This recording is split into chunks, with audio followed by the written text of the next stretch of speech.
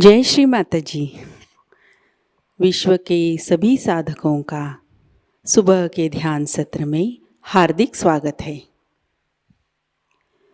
दोनों हाथ गोद में, चित्त सहस्त्रार पर।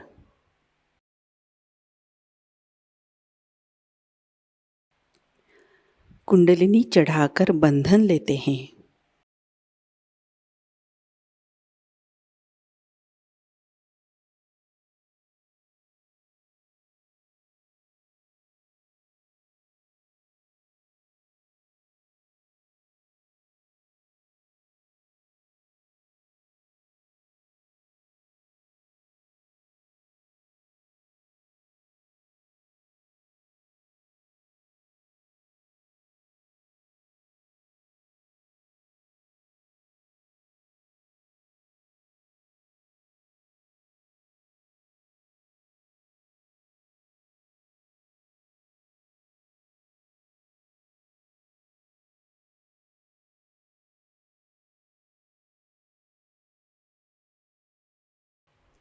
तीन महामंत्र, तत्पश्चात श्री गणेश मंत्र।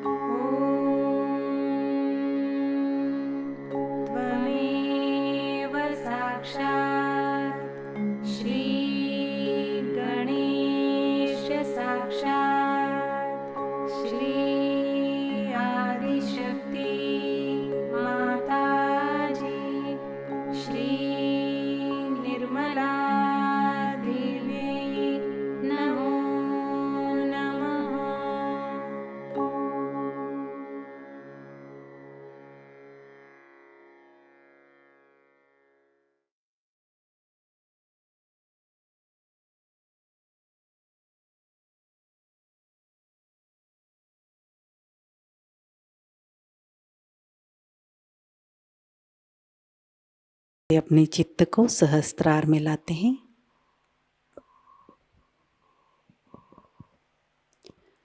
परम पूज्य श्री माता जी, कृपा कर आप हमारे सहस्त्रार में विराजिए। आपकी कृपा से हमारा आत्म साक्षात्कार सुदृढ़ कीजिए।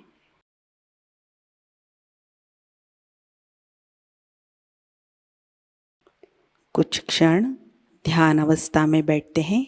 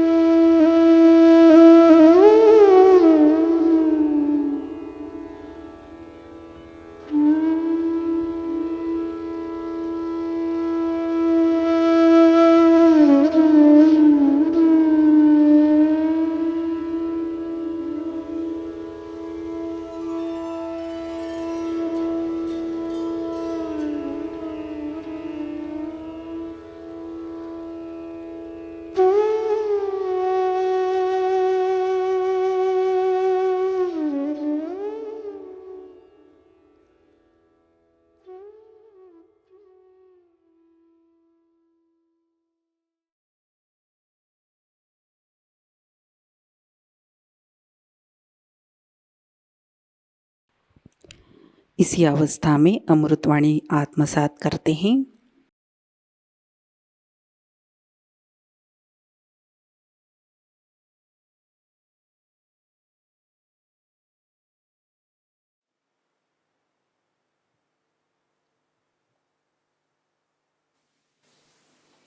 Today, we have decided to worship the Yogeshwar. I think that is the greatest name of Sri Krishna for us. That means he is the Ishvara of yoga.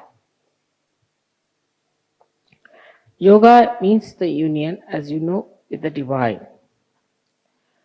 But also yoga has another meaning which means yukti. In English language, to translate it properly not possible. We can call it as yukti means the trick. The trick. But trick is always connected with something funny and bad. But this yukti means the technique. The technique is mechanical. So I couldn't find any proper word for yukti. But one can say it is the to know the technique and the trick of the technique is also another meaning of yoga, yukti. So even if you are connected, if you do not know the trick of the union, then it is useless. It is of no avail. So, what one has to learn after getting realization, not only the technique, but the trick of the technique. At Krishna's level, when we reach, it is an incarnation after Sri Rama's. So Sri Rama came as a Maryada Purushottama, means a person who is an complete ideal of Maryadas and a benevolent king. But in the case of Sri Krishna, it was a different phase because people had become extremely serious, very disciplined, and were leading a life which was, we can say, over dharmic. And this had put the people at a level fixed, and they thought that if you are doing all these things every day, then it's all right, we have reached the last. So Sri Krishna had to come. Himself, Sri Vishnu came as Sri Krishna to tell us about the ascent, and that all this just a play.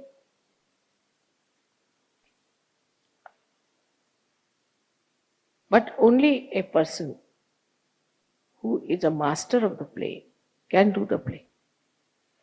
So to know the play, supposing you have communication, electrical communications you have. Now you don't know how to play with it. Play. Not how to know or how to connect, but to play. Supposing only you know all the technique, then it becomes quite a headache.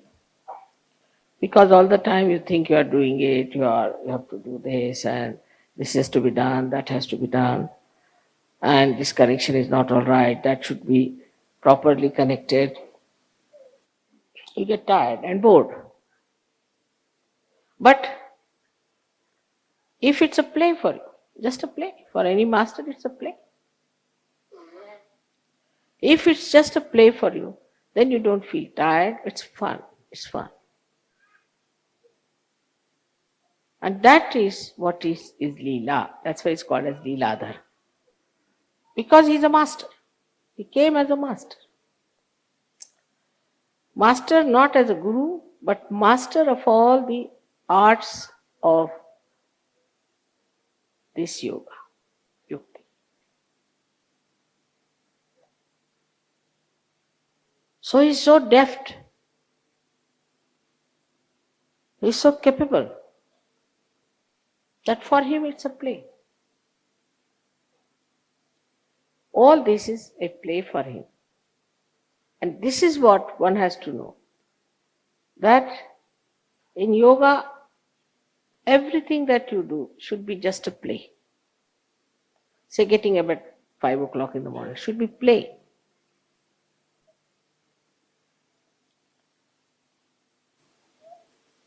In the morning you get up, say it's not yet, the sun has not come to suggest what you have to do, and the moon has departed. And in that twilight or a little darkness you get up.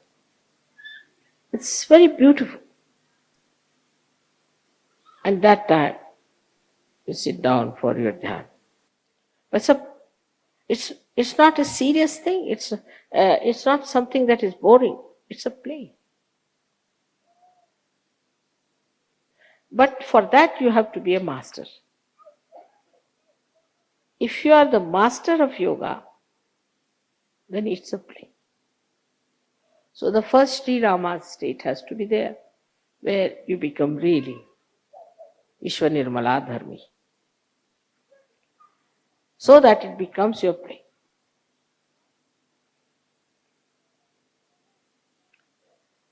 Now communication with the divine has to go to the whole world. Whole world has to get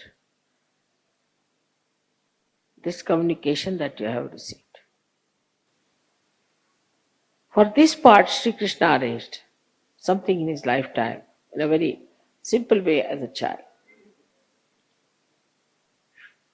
Very childish, it looks very childlike. Like when the gopis were taking their bath, he hid their clothes. When Indian women are never fully nude, never. Hid their saris and all that. And you could see their back. This little boy. What is for a little boy? He's sitting on a tree and he's trying to raise their kundalini. They are coming out of the river Jamuna, which is being vibrated by Radha. Already there are vibrations, raising their kundalini. Then they are taking the water and he breaks their pitchers from the back, which has also got vibrated water. So the vibrated water falls on the back of these ladies and he tries to awaken their kundalini. See the play of a child. How he tried to play in his childhood, just like a child. And then he shows later on his childlike expertise in dealing with politics, with dealing with people, with communication and all. And his power was Radha. Radha. Ram is energy, Dham is the one which sustains. Radha. So the Dharayati sa dharma, as they say, in the same way, Radha, the one who sustains the energy. So the first quality that he got from her is she is Ahladadai. There's no word, I couldn't find any word in English for Ahlad. Ahlad is when you suddenly see something nice, joy starts. Just very happy. But there are very few words in English, as you know, for translation, for joy or the most happiness. But Ahlad is a kind of a joy which, as you see, get the fresh air and how you feel. That is Ahlad. So she's Ahladadaini. She's the one who's a giver of Ahlada. And so, with her powers, he could work out this Ahlad to all the people with whom he was connected. So all the Gop and Gopis who were with him had to do Ras. Ra is energy, Sa means with. To dance with the energy, that is Radhaji. He used to just play the flute and she used to dance. The energy used to pass through her hands to all the other people and the Kundalini would be awakened. So this was another play that year. So in the play only he raised the Kundalini. But in modern times it's very difficult. It's not easy to raise Kundalinis in modern times that way. I mean, nobody will understand also. So in modern times, when Sahaja Yoga is not just raising the Kundalini, but giving the complete knowledge about Sahaja Yoga and also empowering the person with the power to give others realization, it was a tremendous task. And that's why we had to find out these methods by which we could give realization to people. In those days, Kundalini were awakened, but it was not that Sahasrara was broken. So Kundalini must be somewhere hanging in the Agya, maybe at heart, maybe somewhere. And such people became the seekers. And that's how we find today people are here as Sahajogis whose Sahasraras are open and they know all the yukti of Sahaja. But there are subtler and subtler yuktis of Sahaja, which you have to master. The first is that his character was madhurya, meaning the sweetness. Sweetness. He always says, sweet like honey. So when he talked to anyone or he communicated with anyone, it was through sweetness. And this communication, if you have not developed, then you are nowhere near yoga. To talk to someone sweetly, automatically, everything is madhurya for him. His talking, his actions, his face, everything is madhurya. So when we talk of communications, first of all, the greatest thing is the communication between human beings. And when we have to think of the communication with the human beings, many people think that by aggression you will communicate better, which is not true. I mean, if somebody wants to get something out of someone, say, so you go there and just talk. I have to have, how can I do it? This, that. As it is, it's no. But if you are sweet and start talking sweetly, then 99% will definitely dissolve. So to dissolve people with sweetness, how to do it, that trick one has to learn.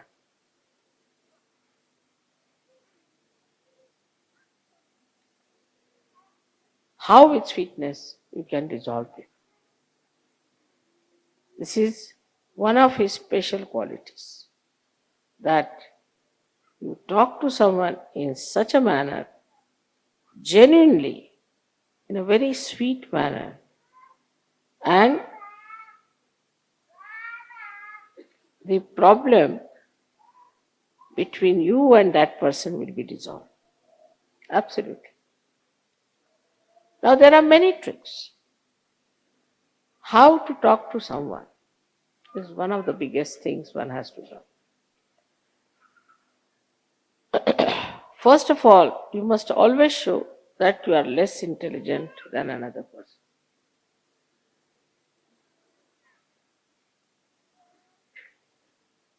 Like I'm talking to scientists, I will say, I'm sorry, I don't know any science, no good for scientists. So they feel, oh, very good.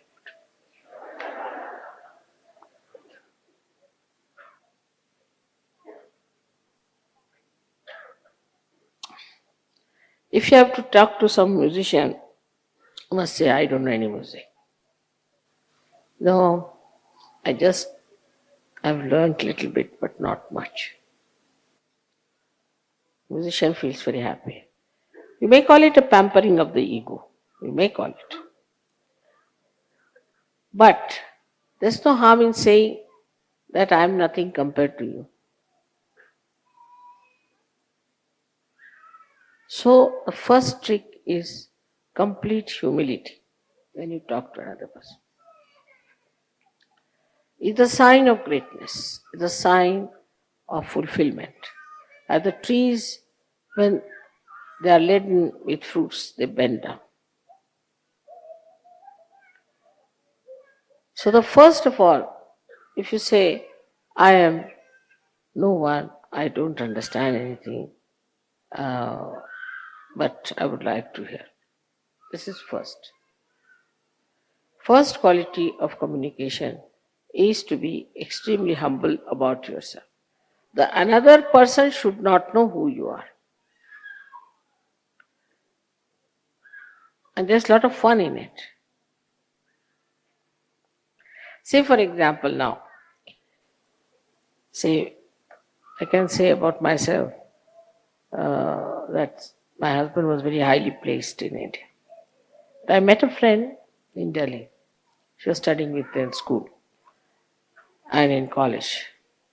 And she asked me, where do you live?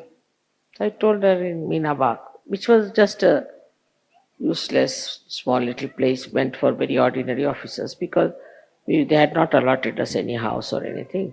So temporarily we were there. She said, what is your husband doing? I said, he's some government servant. I didn't tell her. He came down. So he just looked at me, smiled. He said, do you know him? I said, he's my husband. She was shocked. He's your husband? Oh my God. Why didn't you tell me? Immediately the whole thing changed. And she felt so ashamed of herself. She had started looking down upon me that I'm married to some clerk or someone.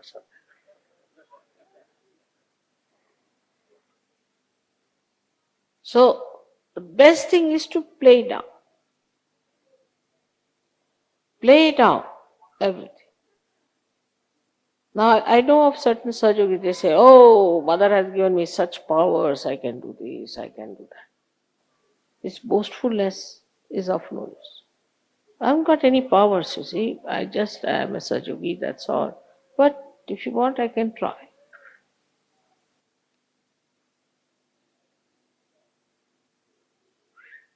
So is to play down as much as you can. Practice this at home. First practice and then do it. So that is one of the greatest qualities of communication with others. Second thing, I think in the whole of Gita, if you read it, this one very important thing is krodhat pijayati samoha. See, among all the worst things that we have, according to him, we have six enemies. But in Gita, he started with krodha. He said, starts with krodha, with anger. If you have anger within you, then you are not a master at all. There's no need for a master to get angry because he can play about. He can make you dance like this. What is the need to lose your temper? But that mastery, if you don't have of handling people, then after 5-6 minutes of talk, your voice starts raising and a sort of something starts barking. Because that temper is still inside you burning. But for a master, there should be no temper. No need. He has started with krodha, that with the krodha all problems stop. From one to another to another to another. So we should watch out if we are angry people. Anger comes from Vishuddhi. Starts from liver, Vishnu, but expressed through Vishuddhi. Face becomes red, eyes become red. From the mouth, you start saying all kinds of horrible things, and the whole expression becomes so different when you are angry. So this anger is to be seen. Where is it? Within us. Where is it, this anger? Liver? All right, I'll put it right. So to master it, you have to face yourself clearly. Many people have seen, people say, Mother, this lady is such a hot-tempered woman. She's so dominating. She does this, does that. But if you tell her, so, no, I don't do that way. No, I'm very good. But how others are saying that? I don't know, but I'm very good. Finished. If somebody is saying that, then you watch yourself. Do you get into tempers or not? Are you losing your temper? It's very easy to make it out. Then face. So the trick of the trade is to face yourself and see for yourself how much you're lacking. So first is humility, which should be genuine. And secondly is equanimity. No temper.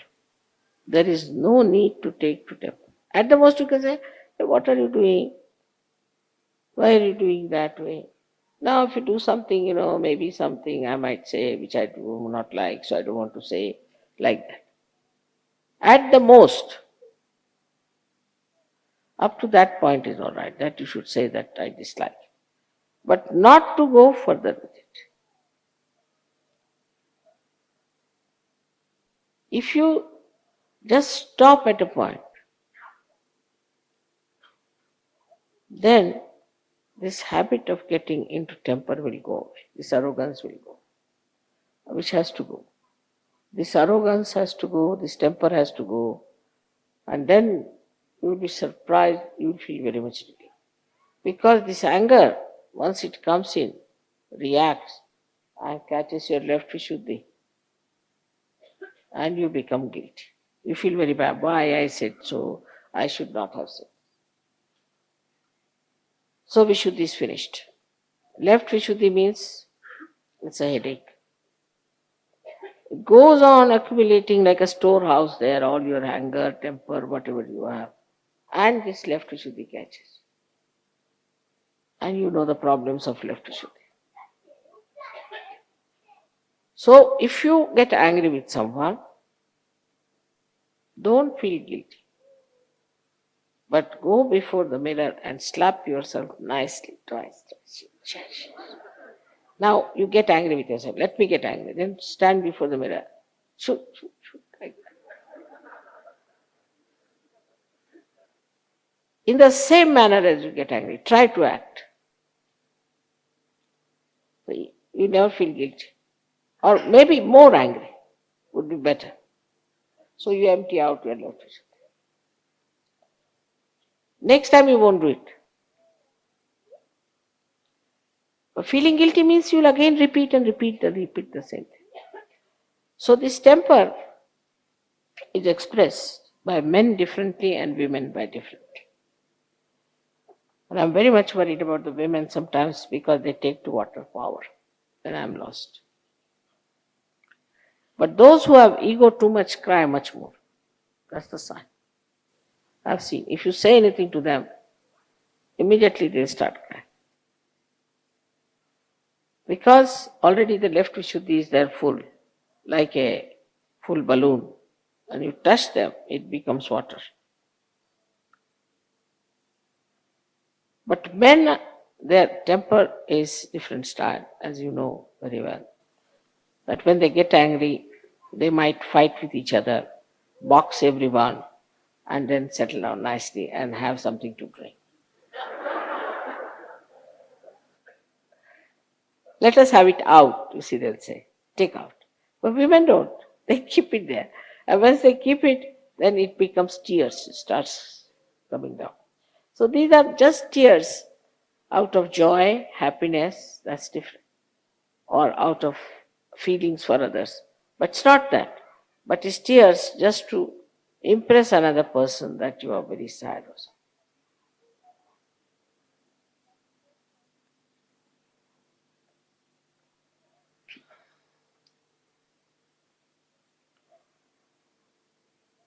So the second trick is how to master your own temper.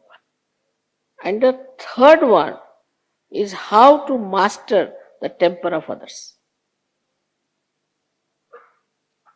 That's even better. I don't know if I've told you the trick of Gagangad Maharaj when I went to him.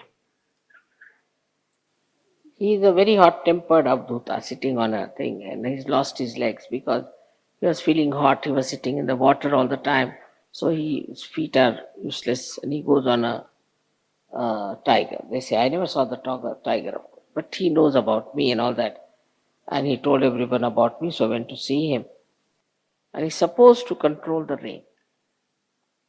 So it was quite a steep climb for about 1.5 hours. And as soon as I stepped in, it started raining heavily throughout. And he couldn't stop it. So he felt very challenged. When I went up, he was sitting on his own stone outside the cave, with anger. He didn't know what to do. I looked at him. Then I walked into his cave and sat down nicely. Then he came. They brought him. He said, touched my feet, everything he did, and then he said, you tell me now, why did you not allow me to stop the water? You got completely drenched. I'm very angry with this rain. I know. But why did you do that? Is it to control my ego? I said, no, not at all. I never knew you had ego or anything. Then why? So, because I'm a master, as you know. I said, you see, you are a sannyasi and you bought a sari for me, that too of an orange color. And I would not take the orange color sari from you. Any sari I wouldn't take because you're a sannyasi. But I had to get drenched to get the sari, isn't it? Immediately. But I had to be the master.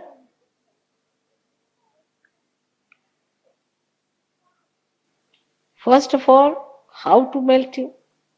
And secondly, the master of his mind. This is the subtler part. You can be master of a person.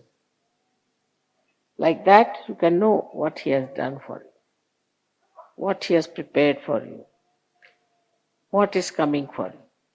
I wouldn't say that you know all the future, but if you try just to know about a person, you can know everything about that person.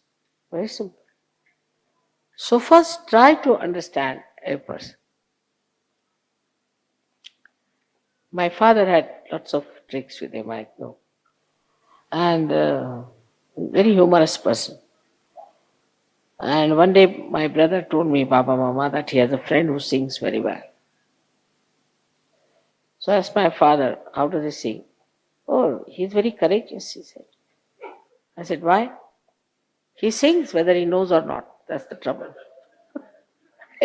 What an exact description he gave me of this gentleman. He's very courageous, he said. He doesn't know, but he sings quite all right. So very courageous. I mean, he didn't say anything against him. He said he's courageous. But he gave me the complete picture of the gentleman that you have to be careful. You see, he might start singing in a funny way, you shouldn't laugh, and all that came in that courageous word. In the same way, if you study someone, you see, then you will just describe that person in an interesting way. And you will not feel that this person has these bad habits or that bad habits, or this is wrong with him, that is wrong. But you will describe, it's part of that person.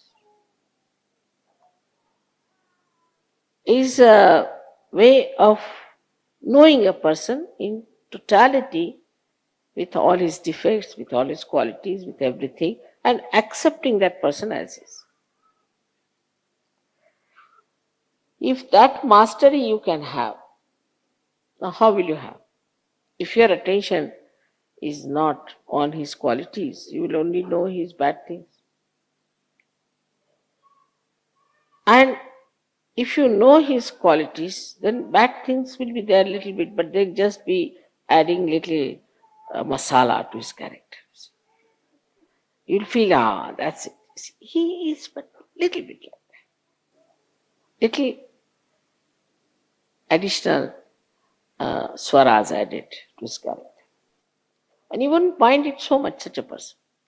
You really enjoy. Like my son-in-law is very fond of dogs. And his wife says, no dog in the house, it's a flat. So there's a fight between them for the dog.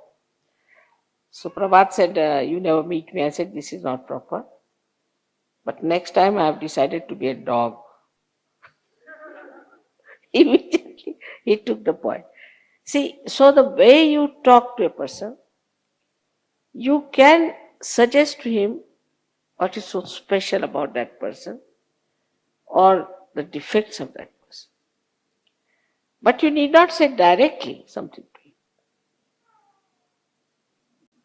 If you say indirectly, in such a humorous manner, that the person will understand. So, in communication with others, you have to be a very humorous person. But mostly I've seen people have humor. If somebody cannot walk straight, if a physical problem is, they'll laugh. If he has not properly made his hair, then they will laugh. On some sort of very superficial thing, they laugh. This is not humorous. This is some sort of a criticism in laughter.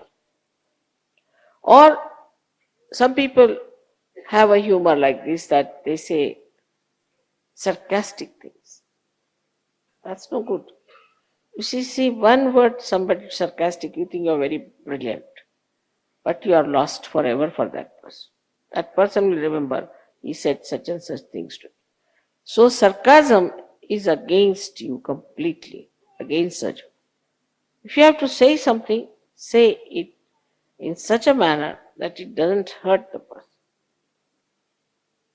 And the person enjoys that subtle humor and understands also that this is the problem with me. Now, humorous way is, say, if I have to tell something to you, I need not tell you directly, you are like this, you are like that. But I'll say there was one, crow which came to my house. And like that, I can transfer all your qualities to that crow and describe to you and say that this crow did like this and did that. Immediately you start thinking, is it about me, mother was saying, or about the crow? So transfer it to somebody else. Transfer it to somebody else. That's the best way. For example, if you want to say that all the names of the people who are coming to the puja should be there at right time. So now this time Americans, all right. Americans have sent the word. They have not. Have sent the word that all the names should be there. No harm telling such lies. No harm.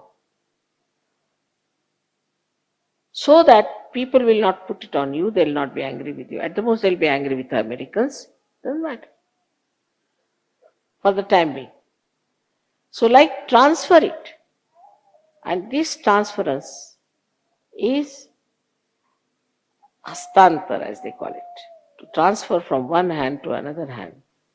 Sri Krishna was an expert. There is a story about him. He is called as Ranchordas, means he ran away from the battlefield. He doesn't mind. So what? Yes, I ran away. So what? The reason was like this. There was a very bad Rakshasa who had all kinds of boons from Brahmadeva. And Sri Krishna didn't know how to overcome that. Nobody knew. And he was killing so many people. So he thought of a trick, transfer it to somebody else. He knew of another great yogi, special type who has meditated and taken a boon from the same Brahmadeva that if I am sleeping and anybody disturbs my sleep, and if I open my eyes and look at that person should become ashes, bhasma.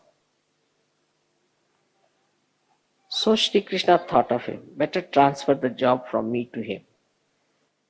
So he started running away from the field. So this Rakshasa also followed him. Then Shri Krishna stealthily went into the cave of this Avduta and put his own shawl on top of him, covered him, and hid himself in the cave. Now this Rakshasa came here. He thought this was Shri Krishna who was sleeping. Ah, now you are tired, you are sleeping. Now I am going to see how you can save yourself. And he started waking up. This Avduta got up and looked at him and he became Bhasma. So transfer your jobs to a more capable person who can do this better than taking upon yourself straightforward, going, all right, come along, I'll fight with you. Cannot win. It's a guerrilla warfare, as you can call it. Transfer it. And you can transfer it to somebody. You can make friends with that person, pamper his ego, do what you like. But the main point is that you should get rid of the ills, the bad, the Rakshasas. So you can transfer it to anyone. And so many tricks he played.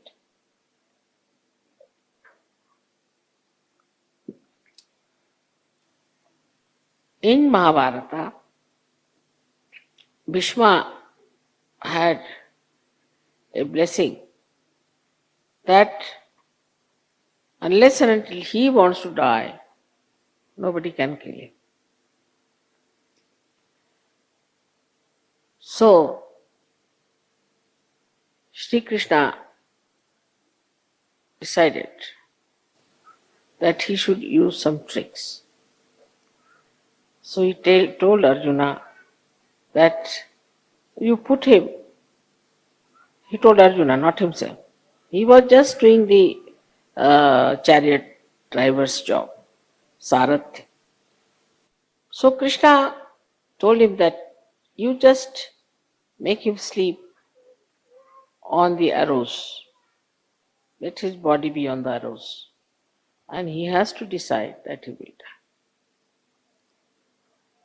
But Dronacharya was a great guru also of Arjuna, who was siding with Pandavas, with Kauravas.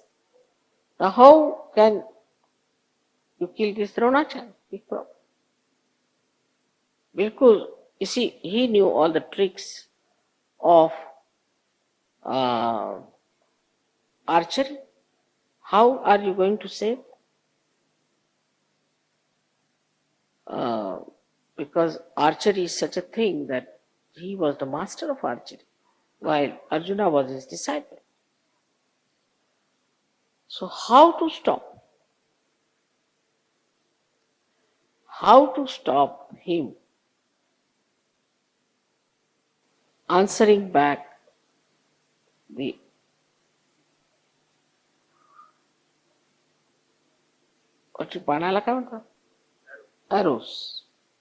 arrows of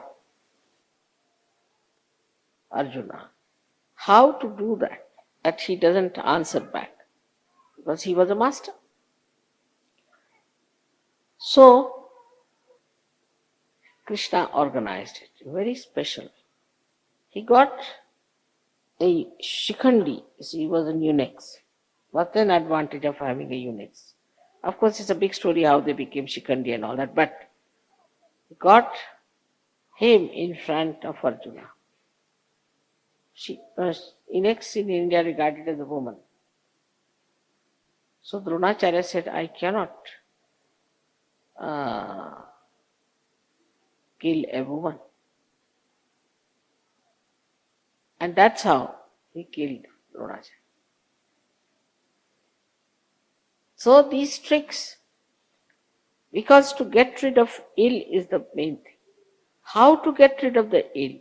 If you are not capable, you better tell somebody else to get, because that is very important to get rid of the evil. And if you can transfer this to somebody else who is more capable in your own humility, you'll do much better than to directly attack that person. That's tomfoolery, no use. So this was the trick of Sri Krishna. In the throughout, if you have seen Mahabharata, Sri Krishna told Arjuna that either you can have all of my army or you can have me. Same he told to the Kauravas. Kauravas said, we'll have your army. But he said, you will be my, Krishna, you will be on our side. But he said, no, I'll be just on the chariot. I'll not hold any weapon. So he is a master of tricks. He does not need any weapons with him. Without weapons also he can do everything. So Arjuna said, all right, you be my chariot driver. And he was there. Because Sri Krishna knew about each and everything, mostly used to smile. Now somebody is telling me something. Sometimes you will find I also smile, but I try to control. I don't want them to see. But I know what they are doing, what they are up to, what is their trick. Because you are such a trick master, you know all the tricks. And you know what they are playing with you. So just smile about it. Just to smile in a very sweet way. Oh, that's it. Oh, of course. What you say is true. No doubt. But by this kind of thing, you will be surprised your communications will improve very much with others.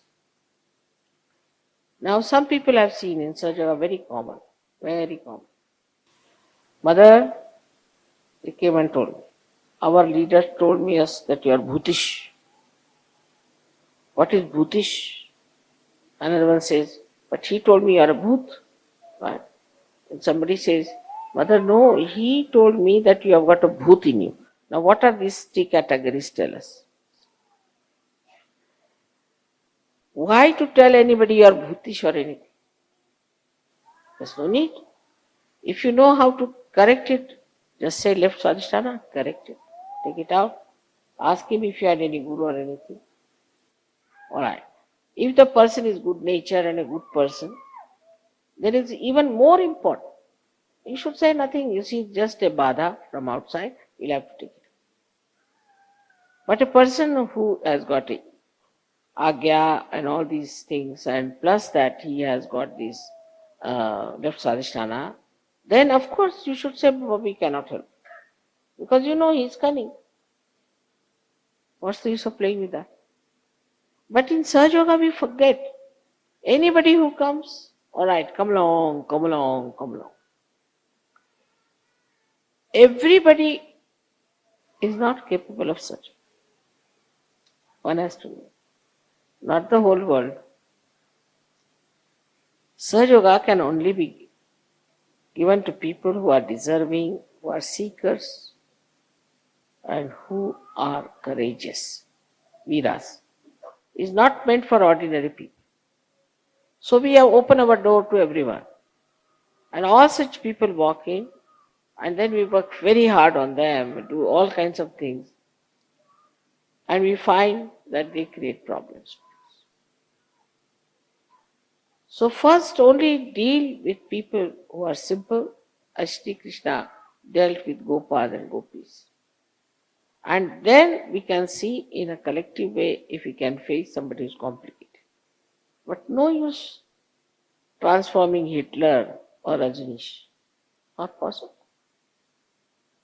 So one should not try to do impossible tasks in Sahaja Yoga, which Sri Krishna has shown in his own character by avoiding things which he didn't want to do. No.